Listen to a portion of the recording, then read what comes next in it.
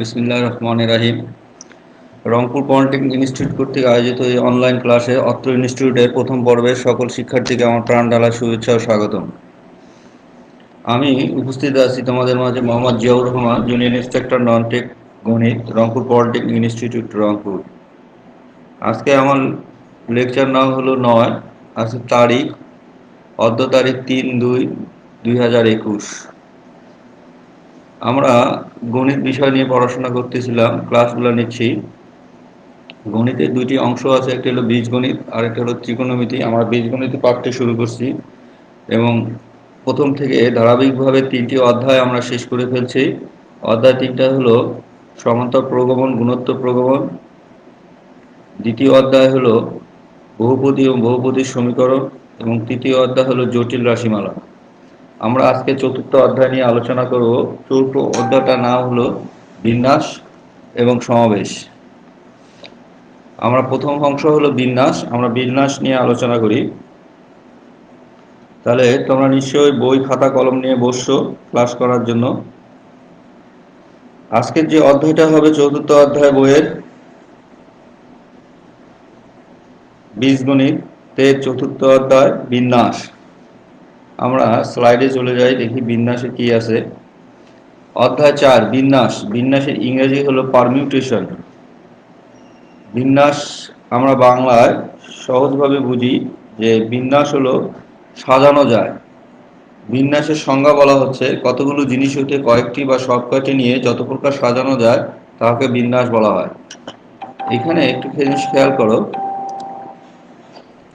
সংগতভাবে সংজ্ঞা কিভাবে দেওয়া আছে। বিন্যাস বা সাজানো যায়, তাহলে আমরা কি বললাম যে কতগুলো জিনিস হতে কয়েকটি বা সব কয়টি নিয়ে যত প্রকারে বা যত উপায়ে সাজানো যায় তাকে কি বলে?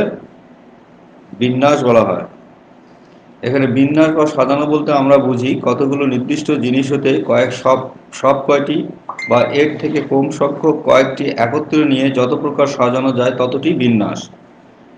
এই সাজানো, বিন্যাসের কথা অর্থই হলো সাজানো যায়, যত প্রকারে সাজানো যায়। এখানে একটি উদাহরণ দেওয়া আছে, দেখো LMN দ্বারা।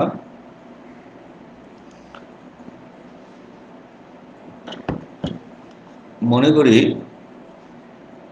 LMN এই তিনটি ভিন্ন অক্ষর, এই তিনটি অক্ষরই হলো ভিন্ন।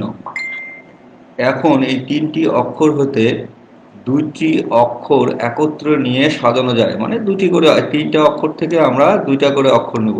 একবার LM নেব, একবার MN নেব, আর একবার LN নেব। যেমন এই যে দেখো LM নিলাম, তারপরে LN নিলাম, তারপরে MN নিলাম। এইভাবে তিনটি অক্ষর থেকে দুটি দুটি করে নেব। আবার এটাকে এইভাবে সাজানো যায়, এলটা প্রথমে আছে, এমটা দ্বিতীয়তে আছে। তারপরে কি করলাম, এলটা প্রথমে আছে, এনটাকে দ্বিতীয়তে রাখলাম। তারপরে কি করলাম, এমটা প্রথমে আছে আর এনটাকে দ্বিতীয়তে রাখছি।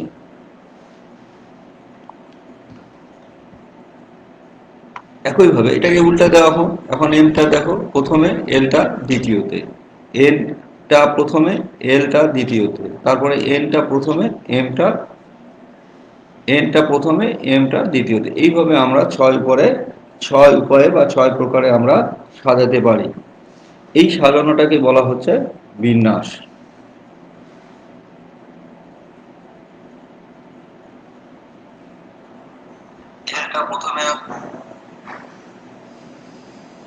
এখন দেখো আরেকটি, দেখো আবার এখান থেকে যদি তিনটা তিনটা করে নিই, এটা দুইটা দুইটা করে নিলাম, আমি তিনটা তিনটা করে যদি নেই তাহলে কত উপায়ে সাজানো যাবে? দেখো LMN, LNN, MNL। আবার এটাকে উল্টায় দেওয়া যায়, MML, তারপরে হলো MNL, তারপরে MLM। তাহলে কয় উপায়ে সাজানো যাচ্ছে? এটাকে আবার 6 উপায়ে সাজানো যায়। তাহলে প্রথম ক্ষেত্রে সাজানো বা বিন্যাস সংখ্যা হলো 6, দ্বিতীয় ক্ষেত্রে সাজানো বা বিন্যাস সংখ্যা হলো 6। অর্থাৎ তিনটি অক্ষর হতে দুটি করে অক্ষর নিয়ে কত উপায়ে সাজানো যায়? 6 উপায়ে সাজানো যায়। আবার তিনটি অক্ষর হতে তিনটি করে নিয়ে কত উপায়ে সাজানো যায়? 6 উপায়ে সাজানো যায়। এটাই হলো বিন্যাস। তাহলে বিন্যাসের সংজ্ঞা আমরা কি বলছি? কয়েকটি জিনিস হতে, কতগুলো জিনিস হতে কয়েকটি বা সব কয়টি নিয়ে যত প্রকারে সাজানো যায় তাকেই বিন্যাস বলা হয়। দেখি আমরা দ্বিতীয় স্লাইডে একটি উদাহরণ দেওয়া আছে, আমরা উদাহরণটা দেখি। এখানে দেখো, মনে করি এন হলো 20, 20 জন ছাত্র এবং আর হলো 10টি চেয়ার, অর্থাৎ 20 জন ছাত্রের জন্য 10টি চেয়ার দেওয়া আছে। 20 জন ছাত্র 10টি চেয়ারে নিম্নভাবে বসতে পারে। প্রথমে আমরা 10টি চেয়ারের নাম্বার দিয়ে রাখি। চেয়ার নাম্বার দিলাম হলো 1, 2 থেকে 10 পর্যন্ত। এখন 1 নং চেয়ারে 20 জন ছাত্রের যে কোনো একজন বসতে পারে। তাহলে প্রথম চেয়ারে তোমার 20 জন ছাত্রের মধ্যে একজন বসবে। তো কত উপায় বসানো যাবে? 20 উপায় বসানো যাবে। তাহলে 1 নং চেয়ারটিকে 20 ভাগে সাজানো যায়, অর্থাৎ 20 উপায় বসানো যাবে একজন করে ছাত্র। যে বসে যাবে তার বাকি থাকবে আর কয়জন ছাত্র? বাকি থাকবে 19 জন ছাত্র। 20 জনের মধ্যে একজন বসে গেলে আর থাকলো কয়জন? 19 জন ছাত্র। এই যে একজন চেয়ারটিতে একজন ছাত্রের বসার পর দ্বিতীয় নং চেয়ারটিতে কতজন ছাত্র বসবে? 19 জন ছাত্রকে বসানো যেতে পারে। তো 19 জন ছাত্রের মধ্যে একজন ছাত্র বসবে। তাহলে কত উপায় বসানো যাবে? 19 ভাবে সাজানো যায় বা 19 ভাবে বিন্যাস করা যায়। সাজানো যায় বা বিন্যাস করা যায়, একই কথা। এখন তৃতীয় চেয়ার যদি নেই, তাহলে তৃতীয় চেয়ারে কতজন বসানো যাবে? 19 জনের মধ্যে একজন তো বসে গেল, তাহলে আর থাকবে কত? 18। তাহলে 18 জনের মধ্যে থেকে তৃতীয় চেয়ারে বসতে গেলে, এই যে তৃতীয় চেয়ারে বসতে গেলে কত উপায় বসানো যাবে? 18 উপায় বসানো যাবে। এখন দেখো, সুতরাং প্রথম দুটি চেয়ারকে সাজানো যায়। এটা হলো 20 মোট ছাত্রের সংখ্যা, আর কত উপায় বসানো যাবে? সেটা হলো 20 গুণন 19। এই দুটা গুণ করলে গুণফল যা আসবে সেটাই রেজাল্ট। তাহলে এটাকে এইভাবে বলা হয় 20 পি। পারমিউটেশনের প্রথম অক্ষর পি আছে, সেই জন্য এখানে পি দ্বারা চিহ্নিত করা হয়। এর নিচে বসবে হলো 2, 20p2। মানে 20 জন ছাত্রকে দুইটি চেয়ারে কত উপায় বসানো যাবে? 20 গুণন 19 এই উপায়ে বসানো যাবে। তেমনি 20 জন ছাত্রকে তিনটি চেয়ারে বা তিনজনকে বাছাই করতে আমাদের কত উপায় বাছাই করা যাবে বা সাজানো যাবে বা বিন্যাস করা যাবে? 20 গুণন 19 গুণন 18 এত উপায়ে তোমার কি করা যাবে? বসানো যাবে। এই ক্ষেত্রে লক্ষ্য করা যায় চেয়ারের সংখ্যা যত, উৎপাদের সংখ্যাও তত। এখানে চেয়ার কয়টা নিছি? 3টা। এখানে চেয়ার কয়টা নিছি? 2টা। তাহলে দেখো, 2টা চেয়ারের জন্য উৎপাদক কত আসলো? 2টা, 20 গুণন 19। আর এই 3টা চেয়ারের জন্য উৎপাদক কত আসলো? 20, তারপর 19, তারপরে 18। যদি এখানে আমি 4 লিখতাম, 20 পি 4 যদি লিখতাম, তাহলে কত আসতো? 20 গুণন 19 গুণন 18 গুণন 17। এই গুণফল যা আসবে ক্যালকুলেটর টিপায় সেটাই হবে বিন্যাস সংখ্যা। এখন মনে করি 20 জন ছাত্রের পরিবর্তে যদি n হয়, 20 জন ছাত্রের পরিবর্তে কত? n। এই 20-এর জায়গায় কত বসাবো? n। এবং 10টি চেয়ারের পরিবর্তে যদি r হয়, তাহলে 10টি চেয়ারের পরিবর্তে এখানে যদি r বসাই, তাহলে npr বলা হয়। এই বিন্যাসটাকে আমরা লিখব npr। এই যে npr, এই npr সমান সমান কত? npr সমান সমান হবে n into n minus 1 n minus 2 dot dot dot dot dot second bracket n minus, মনে রাখতে হবে first bracket r minus 1 first bracket close divided by n minus 1 n minus 1 n minus 2 dot dot dot n minus r plus 1। তাহলে এইভাবে আমরা পাবো। তাহলে আমরা বলতেছি np3 কে লেখা যায় n into n minus 1 n minus 2, তারপরে np2 কে লেখা যায় n into n minus 1। এখানে উৎপাদক যতটা থাকবে, এখানে সংখ্যা যতটা থাকবে, উৎপাদক ততটাই পাওয়া যাবে। এখানে আর আছে, তাহলে এখানে কতটা এখানে উৎপাদক পাওয়া যাবে? 8 সংখ্যক উৎপাদক পাওয়া যাবে। মোট সংখ্যা এখানে গুণফল আছে 8।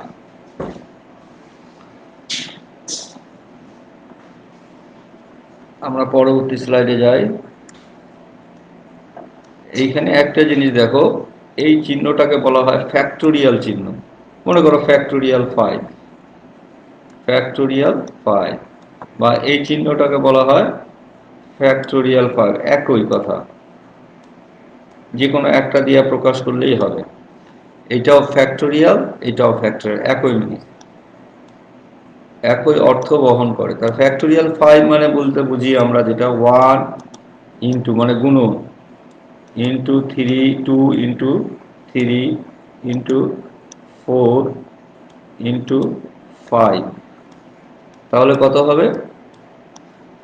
এই পাঁচটি সংখ্যার গুণফল কত হবে? পাঁচটি সংখ্যার গুণফল হচ্ছে হলো 4 5 20, 3 গুণিং 60, 60 আর 2 120, 120 এর সাথে 1 গুণ করলে 120, তাহলে 120। তাহলে ফ্যাক্টোরিয়াল 5 সমান সমান 120। এই ফ্যাক্টোরিয়াল 5 এটা এটা একই, তাহলে এই ফ্যাক্টোরিয়াল 5 ও সমান সমান 120। এটাকে বলা হয় ফ্যাক্টোরিয়াল। এটাকে কি বলে? ফ্যাক্টোরিয়াল। তেমন তোমরা এইভাবে বার করতে পারো। ফ্যাক্টোরিয়াল মনে করো 10, তাহলে ফ্যাক্টোরিয়াল 10 বলতে আমরা কি বুঝতেছি? ফ্যাক্টোরিয়াল এর উচ্চারণটা হবে ফ্যাক্টোরিয়াল। ফ্যাক্টোরিয়াল 10 বলতে আমরা বুঝি 1 থেকে 10 পর্যন্ত প্রতিটি সংখ্যার গুণনফল, কোনো মিসিং থাকবে না। 1 into 2 into 3 into 4 into 5 into 6 into 7 into 8 into 9 into 10, এই যে সংখ্যাগুলো আছে এই সংখ্যাগুলোর গুণফল করলে গুণফল যা আসবে সেটাই আমাদের রেজাল্ট আসবে। তাহলে ফ্যাক্টোরিয়াল বলতে তোমরা নিশ্চয়ই বুঝছো, ফ্যাক্টোরিয়াল বলতে যদি ফ্যাক্টোরিয়াল 5 বলে তা ফ্যাক্টোরিয়াল 5 হলে 1 থেকে 5 পর্যন্ত প্রতিটি সংখ্যার গুণনফল। তাহলে এখন দেখো এটা তোমরা ক্যালকুলেটরে করে নিও যে ফ্যাক্টোরিয়াল 10 সমান সমান এগুলা গুণ করলে গুণফল যেটা হবে সেটাই তোমাদের রেজাল্ট, বা ক্যালকুলেটর সায়েন্টিফিক ক্যালকুলেটরগুলোতে তোমাদের দেওয়া আছে। তাহলে আমরা কি বললাম? বিন্যাস। আমরা কোন অধ্যায়ে পড়াচ্ছি? চতুর্থ অধ্যায়। কি নাম? বিন্যাস। ইংরেজিতে কি বলে? পারমিউটেশন। তা বিন্যাস কথার অর্থ কি? সাজানো যায়। n সংখ্যক জিনিস হতে 8 সংখ্যক জিনিস নিয়ে ভিন্ন ভিন্ন জিনিস নিয়ে কত উপায়ে সাজানো যায়? Factorial n divided by factorial n minus r। এটি সূত্রটা মনে রাখতে হবে তোমাদেরকে। তাহলে factorial n divided by factorial n minus r। এখানে তুমি যদি শর্ত অনুযায়ী তুমি যদি r এর জায়গায় n বসাও, তাহলে r এর জায়গায় n বসিয়ে পাই, তাহলে npn is equal to divided factorial n divided by factorial n minus n। এই n আর এই n কাটা দিলে 0 হয়, তাহলে ফ্যাক্টোরিয়াল 0। এটা মনে রাখবা, ফ্যাক্টোরিয়াল 0 মান হলো 1, ফ্যাক্টোরিয়াল 0 মান 1। তাহলে ফ্যাক্টোরিয়াল n কে 1 দ্বারা যদি ভাগ দেওয়া হয় তাহলে ফ্যাক্টোরিয়াল n হবে। তাহলে npn এর মান কত? তোমাকে কোশ্চেনে যখন আসবে অতি সংক্ষিপ্ত, তখন তোমাকে যদি বলে npn সমান সমান কত, তখন এইভাবে করে তোমাকে দেখাতে হবে ফ্যাক্টোরিয়াল n। আমাদের অতি সংক্ষিপ্ত কোশ্চেনগুলো মান বন্টনে লিখবা, প্রতিটা অতি সংক্ষিপ্ত কোশ্চেনে 2 মার্ক করে থাকে, তাই অঙ্কগুলো করে দেখাতে হবে। সরাসরি ও রেজাল্ট লিখলে চলবে না, তোমাদেরকে এই দুইটা লাইন অন্তত করে দেখাতে হবে। তাহলে npr is equal to factorial n divided by factorial n minus r। আবার দেখো, তাহলে বিন্যাসের আমাদের সূত্র হলো এইটাই, এটা মনে রাখতে হবে, এটাই হলো গুরুত্বপূর্ণ সূত্র। এই সূত্রের সাহায্যে আমরা অঙ্কগুলো করব। npr is equal to factorial n divided by factorial n minus r। এখন r এর জায়গায় যদি আমরা 0 বসাই তখন আমরা কি পাবো? r এর জায়গায় কত বসাবো? 0। এই r এর জায়গায় আমরা বসাবো 0, তাহলে এখানে 0 বসাই দিলাম। তাহলে এটাকে লেখা হয় n p 0 সমান সমান কত? তাহলে দেখি আমরা factorial n divided by factorial n minus এই r এর জায়গায় কত বসালাম? 0 বসাই দিলাম। এই r এর জায়গায় আমরা 0 বসাই দিলাম। ফ্যাক্টোরিয়াল n মাইনাস 0, তাহলে n থেকে মাইনাস 0 বাদ দিলে n ই হবে, তাই ফ্যাক্টোরিয়াল n। উপর লব এবং হরের একই সংখ্যা কাটাকাটি দিয়ে তার মান আসলো কত? ওয়ান, তাহলে আমি বলতে পারি এনপি নট, জিরোকে নটও বলতে পারো, জিরোও বলতে পারো, NP naught is equal to one. তাহলে এখানে আমরা তিনটা জিনিস দেখলাম। এনপি জিরো এর মান হলো ওয়ান, তাহলে এনপিএন এর মান হলো ফ্যাক্টোরিয়াল এন, আর NPR is equal to factorial n divided by factorial n minus r. এখানে একটা জিনিস দেখো, ফ্যাক্টোরিয়াল এন যদি বলে ফ্যাক্টোরিয়াল এন সমান সমান কত, আমরা কিন্তু দেখালাম তোমাকে ফ্যাক্টোরিয়াল 5 কত, ফ্যাক্টোরিয়াল 10 কত। তোমার যদি বলে ফ্যাক্টোরিয়াল এন সমান সমান কত, তখন বলতে হবে 1 ইন্টু 2 ইন্টু 3 ইন্টু 4, এইভাবে তোমাকে লিখতে হবে, কিন্তু অত লেখা যাবে না, তারপরে dot dot dot dot dot dot dot dot দিয়ে ইন্টু এন পর্যন্ত লিখবা। এখানে যে সংখ্যাটা থাকে সেই সংখ্যাটা শেষে লিখতে হবে এন। তাহলে ফ্যাক্টোরিয়াল এন বলতে বুঝি 1 থেকে এন পর্যন্ত প্রতিটি সংখ্যা গুণনফল, এটা সংখ্যাটা লেখা হয় ফ্যাক্টোরিয়াল এন দ্বারা প্রকাশ করা হয়। যেমন ফ্যাক্টোরিয়াল 10 আমরা কি করছি, 1 থেকে 10 পর্যন্ত প্রতিটি সংখ্যার গুণন করছি। এই তাহলে বিন্যাসে আমরা কিভাবে বলতে পারি, বিন্যাস, বিন্যাস কথাটার অর্থ সাজানো যায়, কতগুলো জিনিস হতে কয়েকটি বা সব কয়টি নিয়ে যত প্রকারে সাজানো যায় তাকে বিন্যাস বলা হয়। মনে করো এন সংখ্যক জিনিস হতে আর সংখ্যক নিয়ে আমরা কত উপায় সাজাতে পারবো, এনপিআর, আর এনপিআর সমান সমান কত, factorial n divided by factorial n minus r. আমরা পরবর্তী স্লাইডে যাই, একটি অঙ্ক এখানে দেওয়া আছে, দেখো np4 is equal to 14 গুণন n মাইনাস 2 p3, এখান থেকে n এর মান নির্ণয় করতে বলছে। তাহলে np4, np4 এটাকে আমরা ভাঙালে পাবো, এখানে 4 আছে, তাহলে উৎপাদক কয়টা হবে, 4টি। দেখো 1 2 3 4, এই 4টি উৎপাদক পেলাম। উপরের যে সংখ্যাটা আছে কত, এন, এন লিখলাম, তার থেকে এক বিয়োগ হবে এন মাইনাস ওয়ান, তার থেকে আর এক বিয়োগ হবে এন মাইনাস টু, তার থেকে এক বিয়োগ হবে এন মাইনাস থ্রি, তার থেকে এক এন মাইনাস ফোর। কিন্তু এন মাইনাস ফোর হবে না কেন, এন মাইনাস ফোর হলে তখন এখানে সংখ্যা দাঁড়াবে 5টি, কিন্তু তোমার এখানে আছে 4টি, তাহলে তোমার 5টা তোমার লেখার কোনো নিয়ম নাই, তাহলে ভুল হয়ে যাবে লিখলে। এখানে 3 আছে, সেজন্য কয়বার লিখবো, 3বার লিখবো, এই যে 3বার। প্রথম সংখ্যাটি কত লিখবো, n মাইনাস টু, এই যে n মাইনাস টু, তারপর থেকে কত, এক বিয়োগ যাবে n minus two minus one, তাহলে কত হলো n মাইনাস থ্রি, এই যে n মাইনাস থ্রি লিখলাম। তারপরে কত, আর এক বিয়োগ যাবে, তাহলে n মাইনাস থ্রি থেকে যদি আর এক বিয়োগ দিই, n minus three minus one, তাহলে কত হলো n মাইনাস ফোর, তাহলে আমরা পাইলাম কত, n মাইনাস ফোর। এখন আমরা কি করি, এই দেখো n minus two, n minus three, n minus two, n minus three কাটা যায়, তাহলে আমাদের বাম পাশে কত থাকলো, ব্র্যাকেটটা উঠে দিলে n স্কোয়ার মাইনাস n, এই যে n স্কোয়ার মাইনাস n, আর এই পাশে কত থাকলো 14, এটা হলো 14n, ব্র্যাকেটটা আমরা যদি উঠে দিই, আর হলো 14 গুণন 4 56, 56, এই যে 56। তাহলে এখন আমি কি করব, এই 14টাকে যদি বামে নিয়ে আসি তাহলে কত হবে 15, আর মাইনাস 56টাকে যদি বামে নিয়ে আসি প্লাস 56।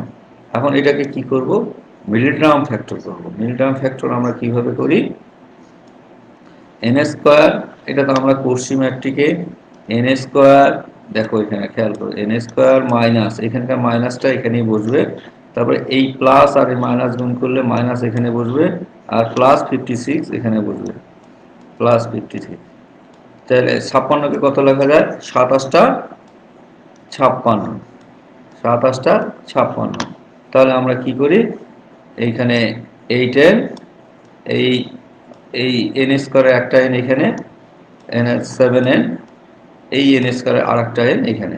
তাহলে আমরা কিন্তু কি করতেছি, মিডল টার্ম ফ্যাক্টর করতেছি, এনটা কমন নিলে n মাইনাস এইট, আর ওখান থেকে তোমার মাইনাস 7 কমন নিলে কত থাকবে, মাইনাস 7 কমন নিলে n minus eight, n minus eight is equal two 0। তাহলে কত হলো, n minus 7 into n minus eight is equal two 0। সুতরাং n minus 7 is equal two 0, অথবা n minus eight is equal to zero. তাহলে n এর মান আমরা কত পেলাম? 7 অথবা 8। এটা হলো আমাদের অ্যান্সার। তাহলে আবার অঙ্কটা দেখো শুরু থেকে। np4, np4 এটাকে ভাঙালে কত হবে? np4, np4 এটাকে ভাঙালে হবে n into n minus one, n minus two, n minus three. 14 into n, n minus n minus two P three, এটাকে ভাঙালে হবে n minus two, n minus three into n minus four. তিনটা আছে, তিনটা পাওয়া যাবে আমাদের। তারপরে আমরা কি করলাম? n minus two, n minus three, এই যে n minus two, n minus three উভয় পক্ষ থেকে কাটাকাটি করলাম। তারপরে আমরা কি করলাম? ব্র্যাকেটটা উঠাই দিলাম। ব্র্যাকেটটা উঠাই দিলে কত হয়? n square minus n।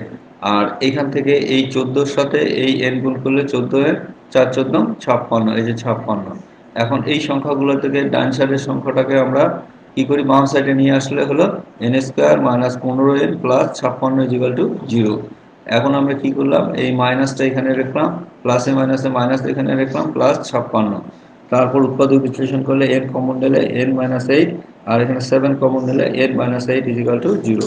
তাহলে n ইজ ইকাল টু, সুতরাং n minus seven is equal to zero অথবা n minus eight is equal to zero. প্রিয় শিক্ষার্থীবৃন্দরা, আজকে যে পর্যন্ত আলোচনা করছি নিশ্চয়ই তোমরা বুঝতে পারছো। আমরা প্রথম দিক থেকে আর একবার ঘুরে আসি, দেখি সারসংক্ষেপটা নেই। প্রথমে আমরা কি বলছি? অধ্যায় 4 বিন্যাস। কতগুলো সংখ্যা হতে কয়েকটি বা সবকটি নিয়ে যত প্রকারে সাজানো যায় তাকে বিন্যাস বলা হয়। এখানে এলিমেন্ট তিনটি একটা উদাহরণ দেওয়া আছে। এলিমেন্ট এই তিনটে অক্ষর থেকে দুইটা করে নিয়ে কত উপায়ে সাজানো যাচ্ছে? 6 উপায়। তুমি কিন্তু এর কমও সাজাতে পারবে না, বেশিও সাজাতে পারবে না। এই সাজানোই হলো বিন্যাস। তারপরে কি আছে? এখানে একটা উদাহরণ দেওয়া আছে, ছাত্র এবং চেয়ার। মনে করো একটা 20 জন ছাত্র আছে, একটা চেয়ারে বসবে, তো কত উপায়ে বসতে পারে? 20টা উপায়ে বসতে পারে।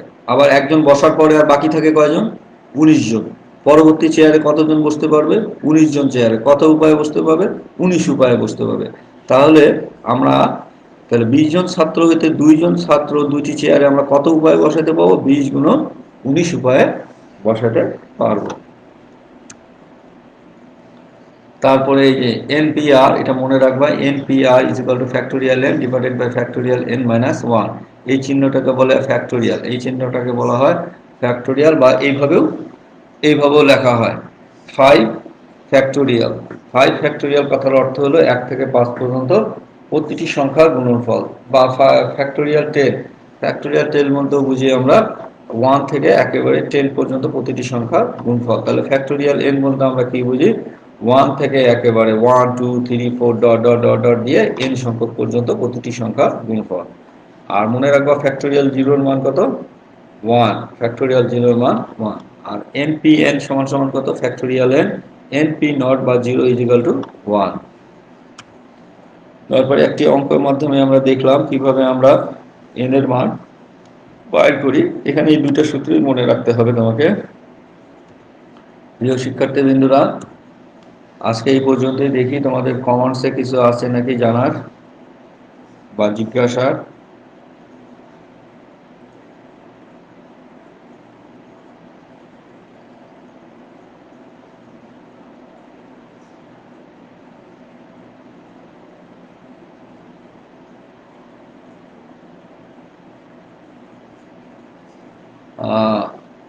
নাই সেরকম কোনো তোমাদের কোনো সমস্যা থাকলে, তোমাদের অঙ্কের কোনো প্রবলেম দেখা দিলে আমার ইমেলে পাঠাতে পারো। আমি সেটা পরবর্তীতে আলোচনা করব ক্লাসে, অনলাইন ক্লাসে। আজ এই পর্যন্তই। ভালো থাকো, সুস্থ থাকো, এবং তোমাদের সফলতা কামনা করে শেষ করছি। খোদা হাফেজ।